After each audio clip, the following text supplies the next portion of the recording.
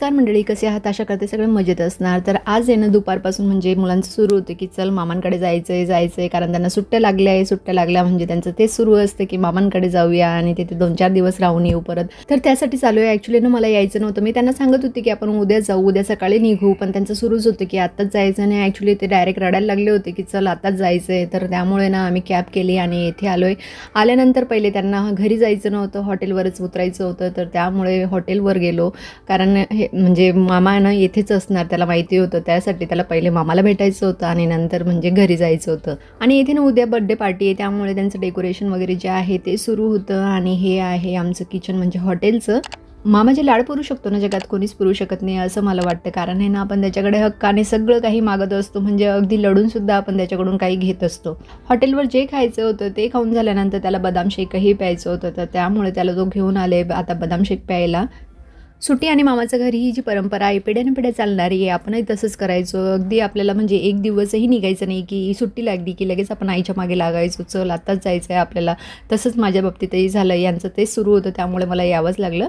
हॉटेलपासून अगदी 5 मिनिटाच्या अंतरावर आहे ना घर आहे, तर लगेच आलो आहे आम्ही आता घरी। आणि अगदी त्यांना माहितीच नाही आहे आम्ही आलेलो आहे। ॲक्च्युली हे सरप्राईज आहे त्यांच्यासाठी, कारण त्यांना माहिती नव्हतं, कारण मी त्यांना सांगितलं होतं की मी उद्या येणार आहे, पण आम्ही आजच आलेलो आहोत। आणि हे दोघे इतके एक्सायटेड होते त्यांना सरप्राईज द्यायला की त्यांच्या तोंडावरूनच तुम्हाला दिसत असेल की ते इतके खुश झालेले होते की आता काय करायचं, म्हणजे त्यांचं एक्साइटमेंट लेवल जी आहे ना ते एकदम अप्पर लेवलला होती।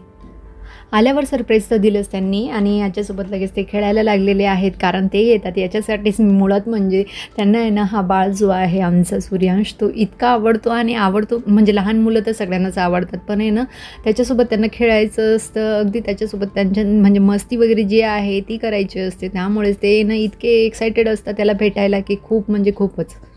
आणि ॲक्च्युली ना हा 4-5 दिवसापासून खूप आजारी आहे, त्याला ॲडमिट करायचं सांगितलेलं होतं, पण आहे ना अगदी म्हणजे घरी वाफ वगैरे देऊन ना तो आता बरा झालेला आहे।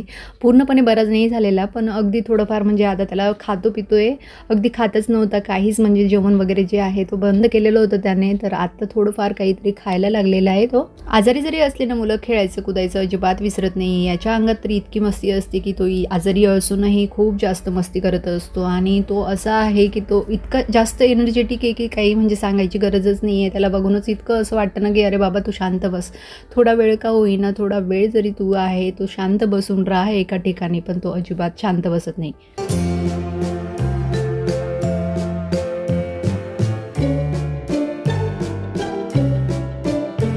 घरात लहान मुलं असताना जे वातावरण प्रसन्न असतं ना अगदी ते कुठेच नसतं, कारण आहे ना त्यांच्यासोबत आहे ना वेळ जो आहे तो कधी आणि कसा निघून जातो कळतसुद्धा नाही। आणि हा दोघंही आता मस्तपैकी खेळत आहे, त्यांचं जे आहे खेळणं जे आहे ते सुरूच आहे। आणि हे जे घर आहे ना रेंटेड घर आहे, 3 BHK आहे आणि मस्त एकदम म्हणजे स्पेसियस जे घर असतं ना, अगदी होलसेल जे घर आहे एकदम मोठं, तशा प्रकारातलं हे घर आहे आणि खूप मोठी जागा आहे, त्यामुळे ना त्याला खेळायला अगदी म्हणजे जागा स्पेस जी आहे ती बऱ्यापैकी मिळून जाते, त्यामुळे ना खेळण्या वगैरे ज्या आहे त्याच्या इकडे तिकडे सगळीकडेच पडलेल्या असतात। आणि हे ना मी मागच्या वेळेस जेव्हा आली होती तेव्हा साडीचा जो खोका असतो त्यापासून जी गाडी बनवतो ना आपण, म्हणजे अगदी त्याला होल पाडून आहे ना त्याला दोरी वगैरे जी बांधलेली आहे ते बांधून दिलेली होती आणि त्यातच तो बसून खेळायचा।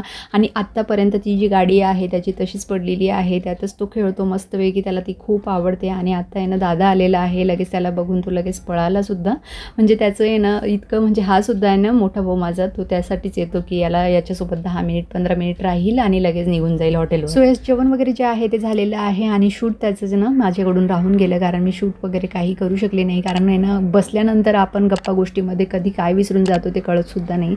तसंच माझ्या बाबतीत झालं, शूट करायचं जे आहे ते मी विसरून गेली आणि हा मस्तपैकी पडून जे आहे तो TV बघतोय। आणि यांचं आहे ना मामी आणि नानीसोबत जे आहे ते प्ले टाईम सुरू आहे। व्हिडिओला करते एंड। आय होप आपल्याला व्हिडिओ आवडला असेल तर चॅनलला सबस्क्राईब आणि व्हिडिओला लाईक करा। So take care friends, bye.